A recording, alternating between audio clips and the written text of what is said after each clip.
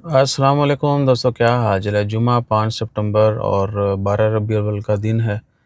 हमारे पैगंबर प्रॉफेट मोहम्मद सल्लल्लाहु अलैहि वसल्लम उनकी विलादत का दिन। उम्मीद है कि आप इस दिन को भी बड़े अकीदत से जो है वो मनाएंगे। जुमा भी है तो जुमा मुबारक भी आप सबको, और उम्मीद है कि आपका दिन अच्छा गुजर होगा। हर दिन को जो है बेहतरीन गुजारें, पॉजिटिव रहें और इबादत करें। फारिग वक़्त में जो है ना वो लोग की विंडो शॉपिंग या आवारागर्दी नहीं। अगर आपका प्रॉपर नीयत है कुछ लेन देन देने की तो आपने मॉल जाना है, बाज़ार जाना है। बाज़ारों में फ़ालतू फिरना से मना किया गया है, ठीक है ना। और उसके बाद आ जाएँ बेहयाई जो है ना वो होती है बाज़ारों से, इसलिए ज़रूरत के वक़्त ही जाएँ। और अच्छा, बाकी लोग जो ऐसे ही समुंदर ते ताड़न चल जाते हो पायन, वो भी गलत है। अगर आपका वाकई इंटेंशन ये है बाई हार्ट बाई माइंड के आपने एक्सरसाइज करनी है, go and do your job and come back, don't be there to stare people. और उसके बाद एक कमेंट है जी, बला फेरो ज़ाद वीज़ा पे कि ये देते ही क्यों हैं। बिल्कुल आपकी बात ठीक है, देते ही क्यों हैं। अच्छा, इनको भाई ने रिप्लाई भी कर दिया था, आप देख भी सकते हैं, ठीक है जी। और अप्रिशिएट कि उन्होंने रिप्लाई किया। आज़ाद वीज़ा है कि आज तक हमने तो नहीं सुना। आज़ाद वीज़ा भाई वीज़ा कंपनी का ही होता है। आप घूम फिर कर काम करते रहते हो, जब पकड़े जाएंगे तो घर वापस। इन्हीं चक्करों में वीज़े बंद हो गए और मुख्तलिफ़ पाबंदियाँ लग गई। बिल्कुल ऐसा ही है।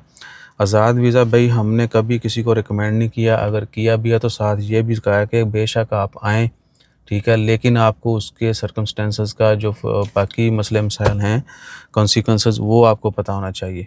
वो क्या हो सकते हैं कि जी आपने वीज़ा लिया कि मैं वीज़ा अच्छा आज़ाद नहीं होता है। हर वीज़ा किसी ना किसी स्पॉन्सर का होता है। जो फैमिली वीज़े हैं उनका भी स्पॉन्सर होता है, या बंदे का खुद स्पॉन्सर होगा, या जिस कंपनी में वो काम करता है उसकी कंपनी स्पॉन्सर करती है, उसकी फैमिली आ जाए, ठीक है जी। इसी तरह तमाम वर्क वीज़े जो हैं वो स्पॉन्सर्ड होते हैं। बस आज़ाद किसको, इसको क्यों नाम दिया गया जी, आपने बंदे ने वीज़ा लिया या किसी ने बेचा उसको और आके वो आज़ाद है जी, वो सेम बंदे के साथ काम नहीं कर रहा है। मिनी मिनी जहाँ मर्जी काम करे और जो मर्जी वो भुगते, इसको आज़ादी का नाम दे दिया गया, आज़ाद वीज़े का नाम दे दिया गया। एक्चुअल में ऐसा कुछ नहीं है, ठीक है। और अगर आप चाहते हैं कि आप यही आज़ाद वीज़ा लेके आएँ तो आपको क्या करना है, आपने एग्रीमेंट करना है जो आपका स्पॉन्सर है, जिसने आपको वीज़ा दिया, जिससे आप वीज़ा ख़रीद रहे हैं या ले रहे हैं, कि जी मैंने काम तो अपनी मर्ज़ी से करना है, लेकिन जहाँ पे मैं काम करूँगा आपने थर्ड पार्टी एग्रीमेंट करना है उस बंदे के साथ। यानी जिसने वीज़ा दिया है और जहाँ पे आप काम करेंगे, उन दोनों पार्टीज़ के दरमियान कॉन्ट्रैक्ट होगा, मैन पावर के ऊपर, वेबसाइट के ऊपर जो है लेबर मिनिस्ट्री में रजिस्टर्ड होगा कि जी ये इसका स्पॉन्सर ये है और ये इसको फ़लाँ बंदे के साथ काम की इजाज़त देता है, ये उसका एग्रीमेंट है। गवर्नमेंट उसकी विटनेस होती है, ठीक है, रिकॉर्ड में डाटा मौजूद होता है, फिर आपको कोई टेंशन नहीं, ठीक है।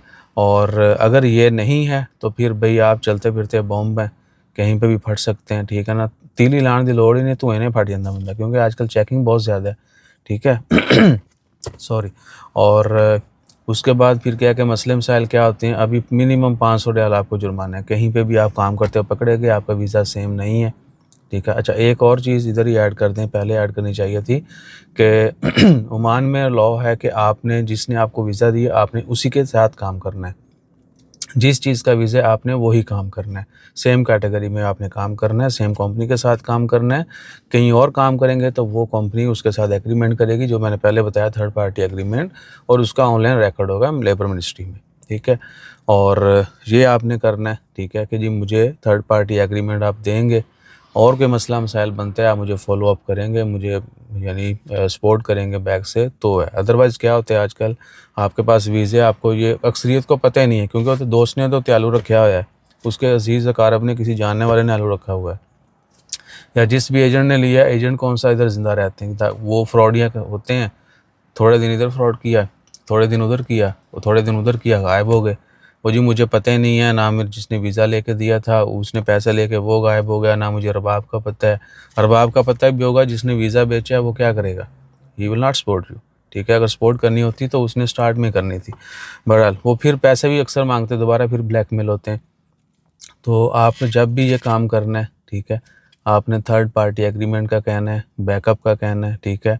और उसके बाद क्या है कि इधर आके अगर आपको लगता है कि आप सब कुछ मैनेज कर सकेंगे, काम मिल जाता है, करवा लेंगे, ठीक है। हाँ, एक और चीज़ भी कि ट्रांसफ़र अक्सरियत, क्योंकि ये कानून है कि इस तरह का हर कोई डायरेक्ट चाहता है, काम करने वाला भी या किसी मैन पावर, जो ह्यूमन रिसोर्स कंपनीज़ हैं जो लेबर प्रोवाइड करती हैं, मैन पावर प्रोवाइड करती हैं दूसरी कंपनीज़ को, या तो उनसे बंदा लेते हैं वो, या चाहते हैं कि हमारे वीज़े के ऊपर आ जाओ। अच्छा, अगर आपके पास ऑलरेडी आज़ाद वीज़ा है, ठीक है जी, जो कि होता नहीं है लेकिन जो है सही है, तफ़सीलात तो बता दी।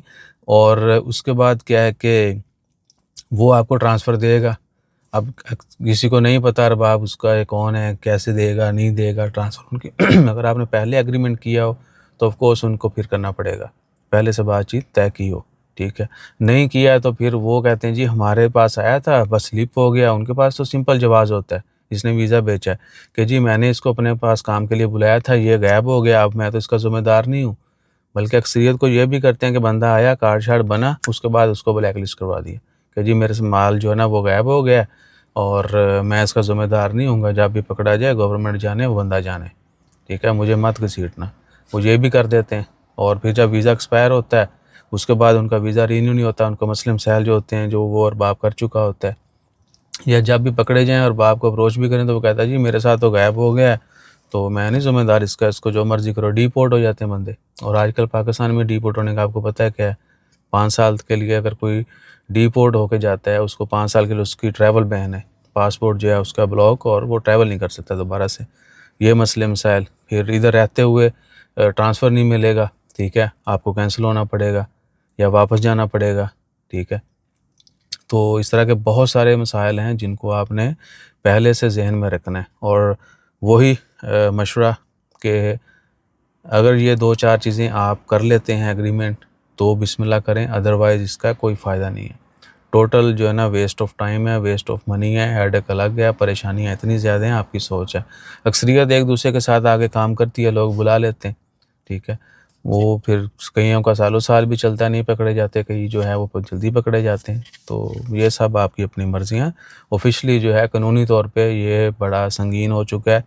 अब आप डायरेक्ट जॉब के ऊपर ही हैं। मुझे जितने भी कमेंट आते हैं उनको यही कहता हूँ, भाई वीज़ा ख़रीदना नहीं है आपने। एक तो इस चक्कर से वैसे निकले वीज़ा ख़रीदने वाला, और जब हम 2008-9 में पर तोड़ रहे थे ओमान आने के लिए ना, तो हम कहते थे घर में भी कि असी तो फ्री जाना, कंपनी सानू वीज़ा दे के भेजेगी। अज तक नहीं वो मन्ने कि जी कंपनी सब कुछ देती है, ठीक है। क्योंकि जो इवन के मीडियम लेवल की भी कंपनियाँ हैं ना, वो आपको ए टू ज़ी सारे एक्सपेंस देती हैं। वीज़ा उन्होंने देना है आपको, कोई कॉस्ट नहीं आपने पे करनी। टिकट्स वो देते हैं, रिटर्न टिकट्स होती हैं, जो लीव्स हैं आपके, सब कुछ बाकी benefits as per labour law, ठीक है। तो हमारी अक्सरियत के ज़हन में ये भी चीज़ बिठा दी गई है कि ये चीज़ें फ्री नहीं होती। पहले आज से 20 साल पहले लोग जब जाते थे ना, इवन अभी भी होता होगा बहुत सारी जगहों पे, वो जी फलाने का मुंडा बाहरों आया, फलाना बाहरों आया, वीज़े लेके आया। लोग उनके घर जाते थे, उनसे मिलते थे, उनको पैसे देते थे कि सानू वीज़ा दे दिए। वो पैसे पकड़ता था, वापस आके कार्रवाई डाल देते थे। या तो फिर वो फ्रॉड हो गया, या फिर क्या है कि लमका-लमका के ज़लील कर के जो है उनको कोई वीज़ा लेके देना। क्योंकि मेन चीज़ तो जॉब पे लगना है, वीज़ा लेना तो बड़ी बात है ही नहीं। मेन चीज़ है काम पे लगना। तो काम पे अगर कोई आपको लगवा रहा है, उसकी थोड़ी बहुत ही कॉस्ट ले भी रहा है, डज़न्ट मैटर। और as per Oman labour law आप हायरिंग कॉस्ट ले सकते हैं।